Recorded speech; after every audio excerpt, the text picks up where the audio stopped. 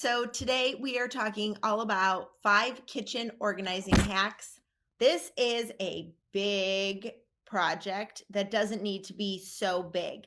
Hey there, I'm Jessica, the Organized Mama. I'm a family organizing expert that helps you with organizing tips, tricks, and tutorials the entire family can do.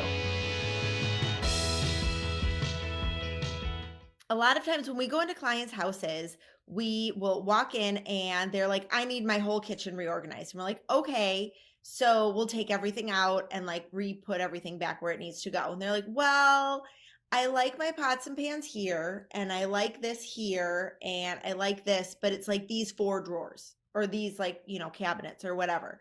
So sometimes you don't always need to do a big like dump everything out and figure it out type of thing. Sometimes you just need little tweaks.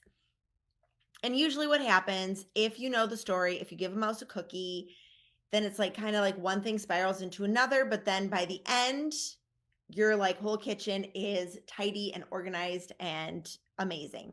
So that's kind of what I suggest if there are spots in your kitchen that you really like. Then don't take everything out. Like take out the areas that are bugging you and then kind of figure it out. So let's say it's your utensil drawer and your Tupperware drawer and where you keep the bags and stuff, like the Ziploc bags and the wraps and stuff. Okay, so those drawers are bothering you and driving you nuts. This is like those are typically the drawers that drive everyone nuts. So, or cabinets. And so you empty out the whole space. You group together all of the items because most of the time they're not always together. You put them together and then you start putting things away. And as you start putting things away, sometimes it might be helpful to use Post-it notes. And so we have a video where Sarah walks you through how she used Post-it notes to organize her entire kitchen before she put anything away.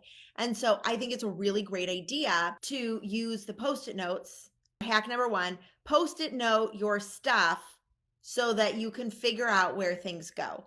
So like I said, I ramble sometimes, and this was like totally a ramble to get to this point as to why it is so helpful. So take some Post-it notes and put those Post-it notes on your cabinets or drawers or whatever. And then in those spaces, then you're going to be like, okay, I want all of my cooking utensils here in this drawer. So you're going to write cooking utensils on the Post-it note, stick it on the door, like the drawer, the cabinet, whatever, and then label everything in your kitchen with where you want things to go. Then you can take your items and put them in that space. Now, like I said, sometimes you don't need to take everything out and you just need to take out like a couple of things. So I still suggest Post-it noting everything. And then the cabinets that you're changing are the ones that you're going to work with the Post-it notes.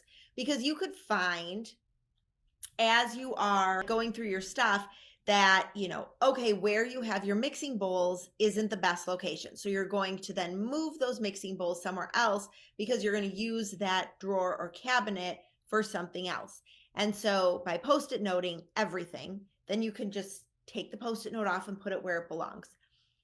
Now, this method can get a little crazy, but that's okay.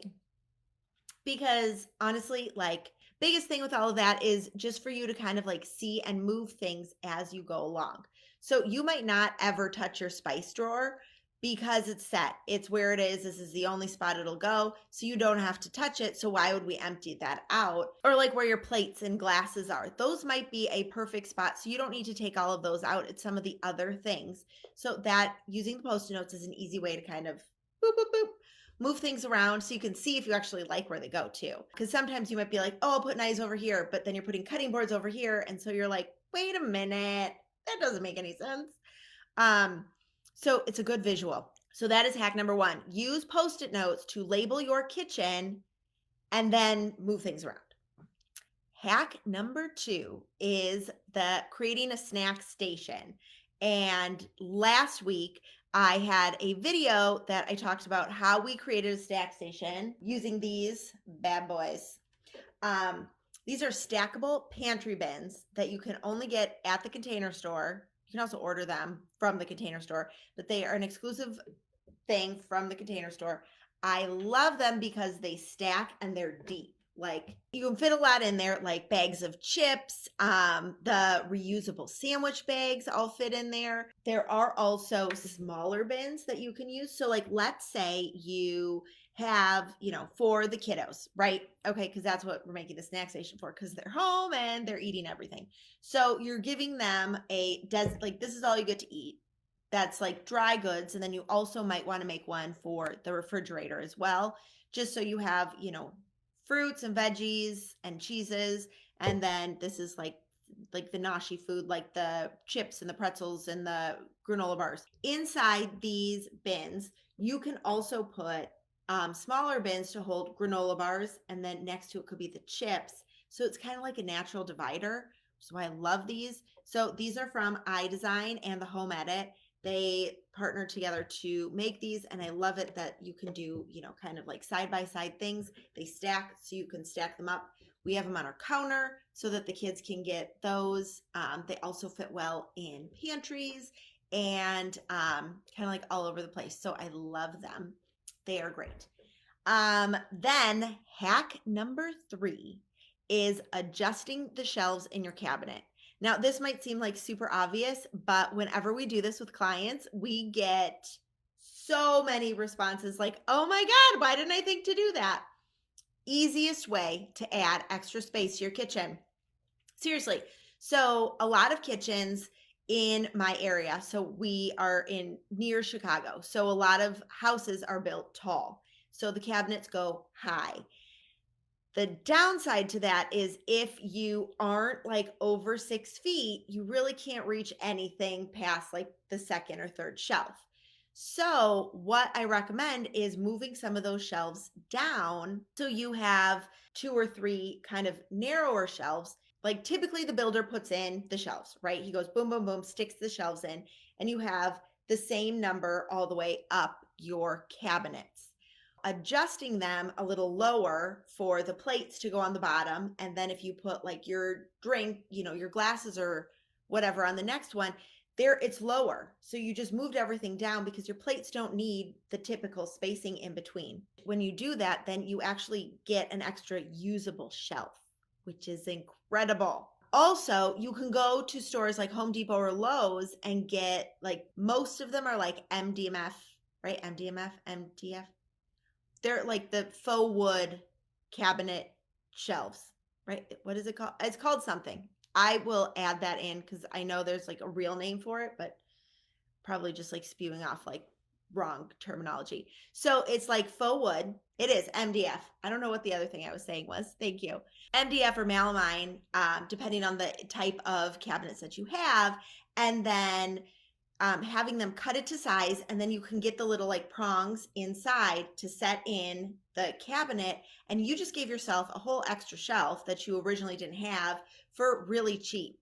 And so I love doing that because you do, like, especially in a lot of my clients have tall, not narrow, but like they're tall cabinets next to the fridge, and there is so much space, but everything gets lost in there. And they always ask, what do we put in there? This makes no sense. And I'm like, you put in your platters and your bowls and all of that. And they're like, oh my God, that's amazing, but we don't have enough shelves.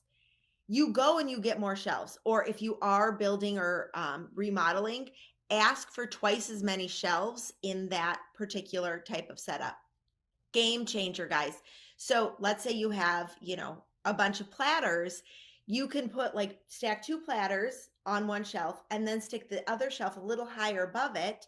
And then, stack a couple more on top and then another shelf. So that way it's very narrow and you aren't wasting all of this space by trying to stack all your platters, because then likelihood of you actually using them is slim to none. So get more shelving. It's so easy. So another hack that I have is if you don't have space for drawers, this typically happens in like a fridge or a pantry, is you can buy drawer. This is another one of my favorite products. So it's a drawer I don't have the divider in right now because we did have yogurt in here that I took out so I could show you. And it's actually really cold.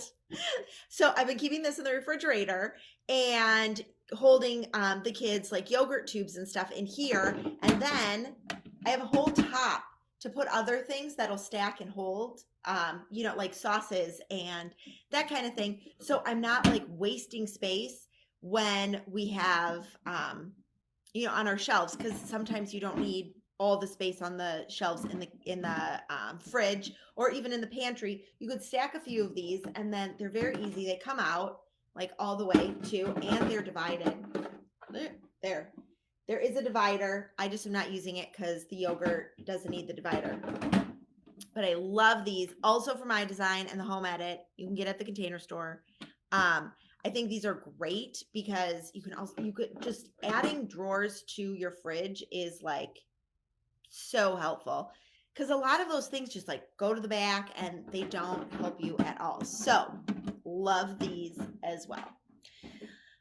Now, my last hack for kitchen organization is, if you are unsure of if you use an item or not, create a box, like a questionable kitchen box. Store it in there in like the storage space or your basement. So if it is your basement, put it in one of those plastic containers with an airtight lid, and store it in there. And then if you need it, you can go grab it. But if you don't need it, then set a reminder on your phone, because then guess what? You could get rid of it. A lot of seasonal stuff does not belong in your kitchen year round. A lot of seasonal stuff can be stored where you have more space. So if you have a narrower kitchen, if you don't have as much space, if you like a lot of kitchen gadgets, but don't have all the space for them, store what you use daily or weekly in your kitchen, and then those kind of like specialty items, store somewhere else. And then also, like, this bin is kind of like, you know, the clothes hanger trick where you turn the clothes hanger around to see if you actually wear it. Well, this, like the questionable kitchen items bin, is the same idea. You're just going to remove it from the space, store it in a bin, set a reminder on your phone to see if you actually use it.